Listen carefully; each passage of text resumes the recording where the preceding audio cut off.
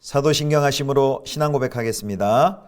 전능하사 천지를 만드신 하나님 아버지를 내가 믿사오며 그 외아들 우리 주 예수 그리스도를 믿사오니 이는 성령으로 잉태하사 동정녀 마리아에게 나시고 본디오 빌라도에게 고난을 받으사 십자가에 못 박혀 죽으시고 장사한 지 사흘 만에 죽은 자 가운데서 다시 살아나시며 하늘에 오르사 전능하신 하나님 우편에 앉아 계시다가 저리로서 산자와 죽은 자를 심판하러 오시리라. 성령을 믿사오며 거룩한 공예와 성도가 서로 교통하는 것과 죄를 사하여 주시는 것과 몸이 다시 사는 것과 영원히 사는 것을 믿사옵나이다. 아멘.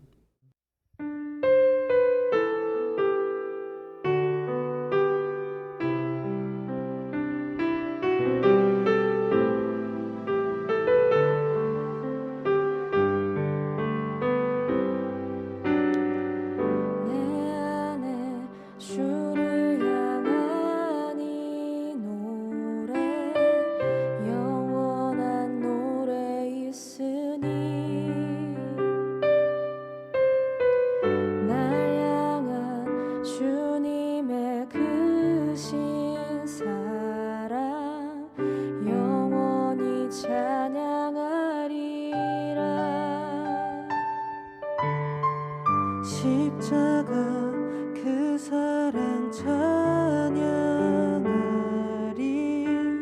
날 구원하신 그 사랑 내 삶을 드려 찬양하리라. 놀라우신 주의 사랑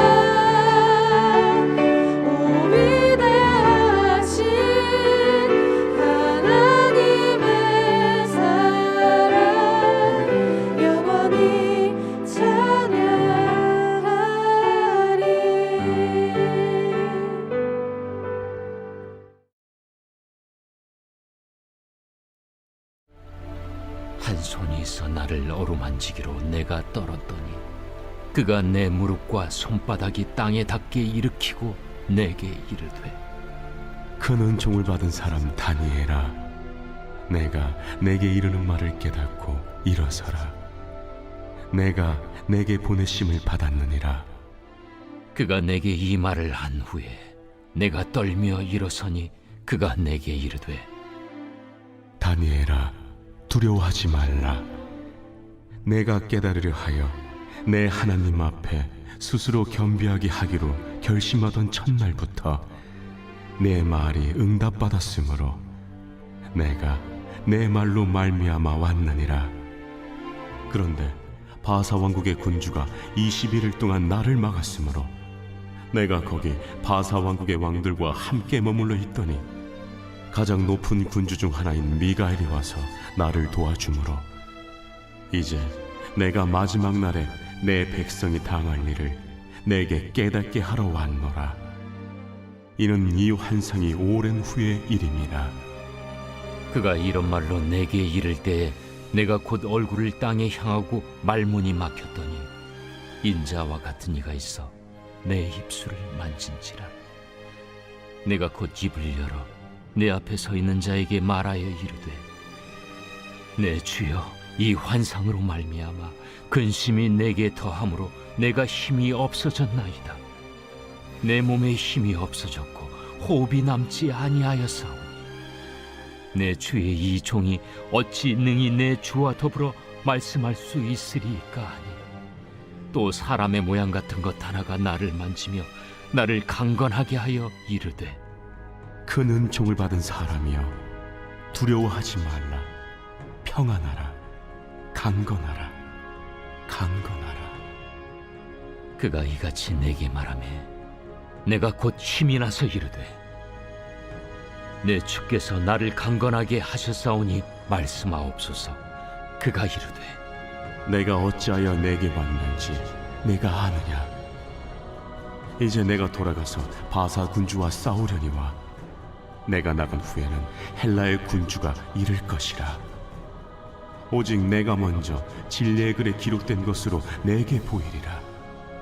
나를 도와서 그들을 대항할 자는 너희의 군주 미가엘 뿐이니라. 성도 여러분, 좋은 아침입니다. 하나님의 은혜와 평강이 가득히 넘치기를 축복합니다. 오늘은 다니엘서 10장 10절에서 마지막 21절까지의 말씀으로 변하는 세상, 변하지 않는 하나님, 이런 제목으로 함께 하나님 말씀 묵상하겠습니다. 어제 다니엘이 이제 세일의 기도를 할 때에 또 하나님께서 환상을 보여주셨다 합니다. 하나님께서 환상을 보여줄 때 다니엘이 큰 충격과 놀람에 빠지죠. 그런 큰 충격 가운데 깊은 잠에 빠진 탈진 상태에 있는 다니엘에게 하나님께서 메시지를 받을 수 있도록 천상적 존재를 통해 다니엘을 일으켜 세우십니다. 자, 그것이 11절인데요. 11절 말씀. 내게 이르되, 큰 은총을 받은 사람 다니엘아, 내가 내게 이르는 말을 깨닫고 일어서라. 내가 내게 보내심을 받았느니라 하더라. 그가 내게 이 말을 한 후에 내가 떨며 일어서니. 9장 23절에서는 다니엘에게 이제 가브리엘이 이렇게 얘기합니다. 너는 크게 은총을 입은 자라 라고 말했는데, 여기 방금 10장 11절 말씀에 보면 큰 은총을 받은 사람이라고 다니엘을 부릅니다. 은총을 받았다는 것은 무엇일까요? 그것은 보석처럼 하나님에게 소중한 존재라는 그런 뜻이 있습니다.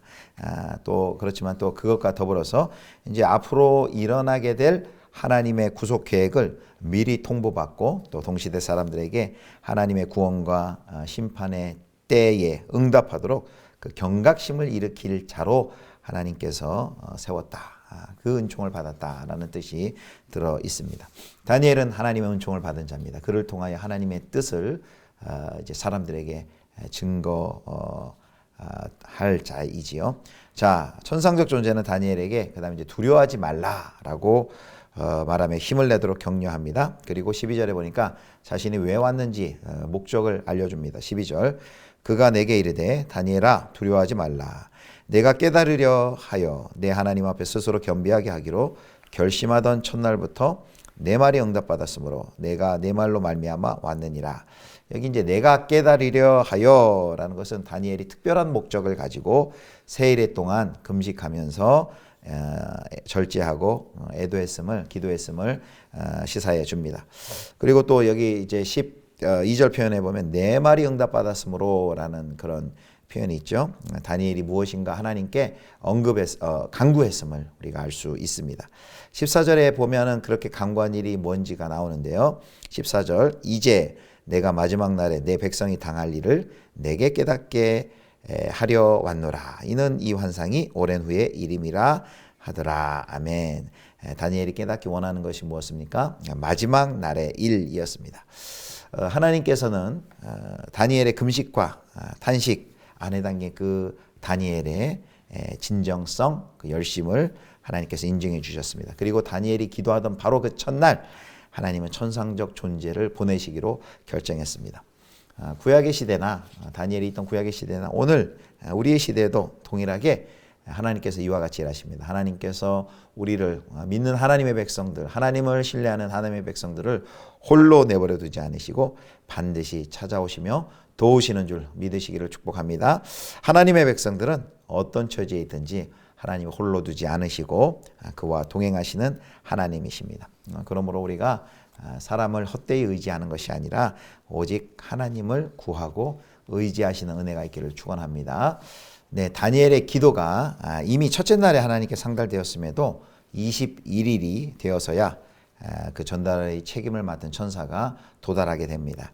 그 천상적 존재는 그 도착이 지연된 이유를 설명하는데요. 13절 이렇게 설명합니다. 그런데 바사왕국의 군주가 21일 동안 나를 막았으므로 내가 거기 바사왕국의 왕들과 함께 머물러 있더니 가장 높은 군주 중 하나인 미가엘이 와서 나를 도와주므로 라고 했습니다. 지연된 이유가 뭡니까? 바로 바사왕의 군주가 21일 동안 그 천상적 존재의 길을 막아서서 가지 못하게 합니다.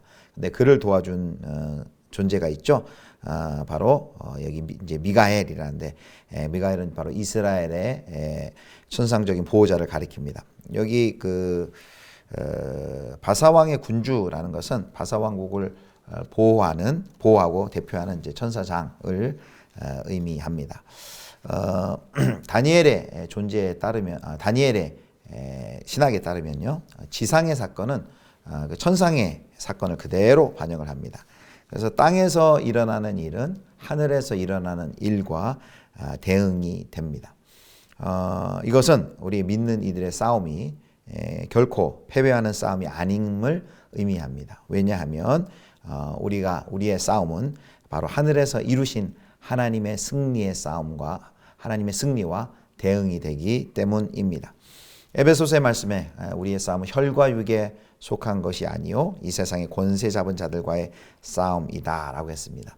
이 세상의 권세 잡은 자들, 눈에 보이지 않는 그들과의 싸움을 우리가 어떻게 이길 수 있을까요?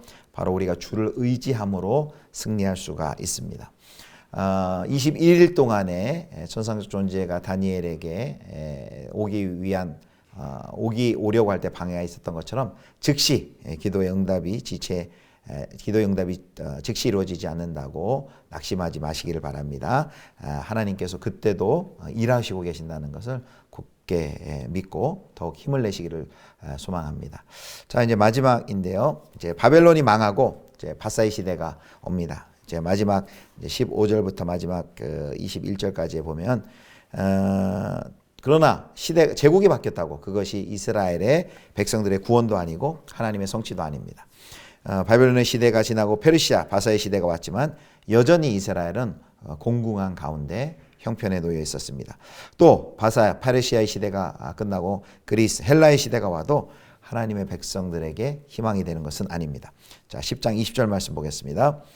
그가 이르되 내가 어찌하여 내게 왔는지 내가 아느냐? 이제 내가 돌아가서 바사 군주와 싸우려니와 내가 나간 후에는 헬라의 군주가 이를 것이라. 백성이 의지할 것은 페르시아나 헬라 같은 거대한 제국이 아니라 하나님이십니다. 변화무쌍한 제국의 그 힘의 논리가 아니라 변함없는 하나님의 뜻과 진리를 쫓아야만 합니다. 사랑하는 성도 여러분, 이 세상은 변화되고 제국은 바뀌고 권세를 가진 자들은 권력도 바뀝니다. 그러나 변하지 않는, 영원히 변하지 아니하시는 한 분이 계십니다. 바로 하나님이십니다. 변하는 세상 속에서 변하지 아니하는 신실하신 하나님을 힘있게 의지하시고 나아가시는 우리 저와 여러분 되실 수 있기를 주님의 이름으로 축원합니다. 기도하겠습니다. 하나님 아버지, 하나님 앞에서 늘 겸비함을 잃지 않게 도와주시고 변하는 세상이 아니라 변하지 않는 하나님께 소망을 두며 살게 하여 주시옵소서. 하나님 아버지, 우리 홀로 내버려 두지 아니하시고 또 우리를 위하여 함께 하시며 싸우시는 그 신실한 하나님을 굳게 의지하며 오늘도 우리에게 허락하여 주신 모든 사명의 자리, 또 영적 전쟁의 자리에서 하나님을 전적으로 의지하며 승리하는 우리 귀한 성도님들 되게 하여 주옵소서. 우리 주 예수 그리스도의 이름으로 기도드립니다. 아멘. 하늘에 계신 우리 아버지여, 이름이 거룩히 여김을 받으시오며 나라의 임하옵시며 뜻이 하늘에서 이룬 것 같이 땅에서도 이루어지이다. 오늘날 우리에게 일용할 양식을 주옵시고 우리가 우리에게 죄 지은 자를 사하여 준 것 같이 우리 죄를 사하여 주옵시고 우리를 시험에 들게 하지 마옵시고 다만 악에서 구하옵소서. 대개 나라와 권세와 영광이 아버지께 영원히 있사옵나이다. 아멘.